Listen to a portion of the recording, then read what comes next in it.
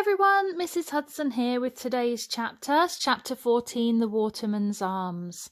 Hope you're all enjoying the story, listening to it, whether you're following along on your books at home, on your Kindles, whether you're all listening to it as a family, however you're doing it, we just hope you're loving listening to it as much as we're enjoying reading it for you and sharing it with you. So here we go, chapter 14. Jim woke up before grimy Nick. The river was overflowing with mist and seemed to be breathing with secrets, with dark looming shapes. When the mist began to lift, they bloomed into life, like a city, street upon street of boats. He could see downriver to the long silver gleam of water, under the dark arches of a bridge, and he knew that far away from there it flowed out to the sea. He imagined slipping the knot of the lily and drifting downstream with her past all the floating castles of tall sailing ships and out to the huge ocean. When grimy Nick lumbered up from his dark hole, he swore at Jim for letting the fire in the brazier go out. "You'd think we didn't have any coal on board, you fool!" He laughed at his own joke, a great startling whoop of laughter that set Snipe leaping out of his sleep. Jim tried to laugh with him. "Get water from the yard," Nick snarled. "Start the day off right." When Jim came back with his slopping pail, he found Nick toasting fish by the fire. He threw a piece in one direction for Jim and some heads in another direction for the dog. Then he wiped his mouth with the back of his hand and he belched. "Work," he told Jim. "When we clears this lot, we goes out for more. Off one of them big boats, so don't think your work's done. Your work's never done, not while there's coal in the ground." It took them the whole of that day to clear the hold of coal. Jim thought every bone in his body must break before he'd finished, but Nick kept grimly on, shoveling and lifting and tipping, shoveling and lifting and tipping. His body, a grunting shadow swinging across the glow of the lantern. "Work!" Nick shouted at him, whenever he paused to rest, swinging his shovel round to crack across the boy's back. Jim struggled to keep up. Sweat poured down him like rain, soaking into him, and when he rubbed his eyes, the grit of coal dust smarted and stung him.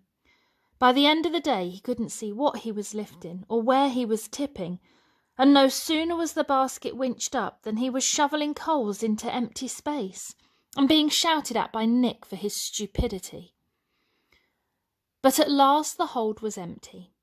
Nick went up to the desk in the warehouse to get his payment. Then he came back on board, jingling the coins in his pocket. "You're only a bundle of sticks," he said to Jim, "but you've worked. If you wants a bowl of mutton stew, come with me to the alehouse and I'll see you set up." Jim was so tired he would rather have slept, but he reckoned that Nick's invitation was meant to be some kind of compliment. He didn't dare turn it down. He stumbled after Nick and the dog looked between them, turning its yellow eyes first to one and then to the other of them. The Watermen's Arms was dark and noisy, with a low blackened ceiling and lanterns hanging from the beams. It was thick with smoke from the fire in the hearth and from the men and women who were puffing away at pipes. Grimy Nick pushed his way towards a crowd of men who all wore large metal badges on their arms like him to show they were watermen. They whistled in contempt when they saw him, but he only laughed in his loud, sharp way. "This is my midget, little Jim here. Show him your muscles, little Jim. Didn't know he had any till he came to work alongside of me." He patted Jim's head in a fatherly sort of way and told him to find a stool by the hearth and to keep quiet. The barmaid set a bowl of hot stew in front of Jim and a small draught of ale. He could hardly keep his eyes open now. Before he was halfway through it, the noises around him softened out into murmurs and spread across a wide, dark sea, lapping as quiet as long ago. He was slipping into the sea, which wasn't sea at all, but a cradle with soft, warm cloths, and it was rocking him as if he were a baby. There was a crash, and he woke up with a start to find himself lying face down in the sawdust and his bowl of stew broken and spilt in the hearth. Nick lifted him up and swung him across his shoulders, and Jim was carried outside past all the laughing upturned faces and propped up on a bench in the dark with Snipe growling at his feet. "Wait there," Nick grunted and went back inside. Jim was glad to be outside with the air cold and smarting on his cheeks. He could hear Grimy Nick's voice inside, loud and boastful, his quick surprising bellow of laughter. He was joined by other children all squatting or standing in a silent line waiting for their masters to come out with their food or their pay. Jim puffed himself up a bit. He was the only child there with a beer pot in his hand, even if he did think it tasted like copper coins. He wished he could have his hot mutton stew back.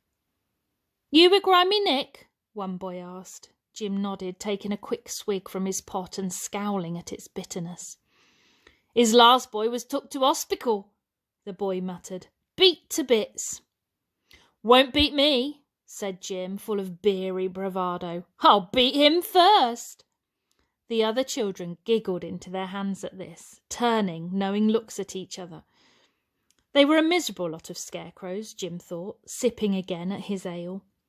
Some of the children slept where they waited, leaning against each other. One group, roped together, told him they were a field gang and were waiting to go with their gang leader to dig up turnips on farms. They were led away at last, and one by one the other children ran off with their coins in their hands. At last Nick came out, breathing bad temper into the cold night. "Jim, you faggot, it's time for you to take me home," he bellowed, as if Jim were 2 miles away instead of standing beside him, and he leaned his weight on Jim's shoulder. Together they made their slow way to where the Lily was moored.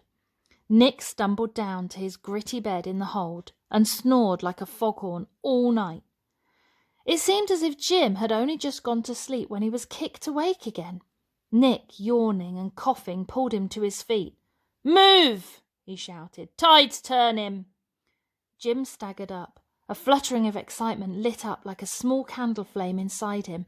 It was time for them to move downstream. Beneath his feet, the Lily was rocking round.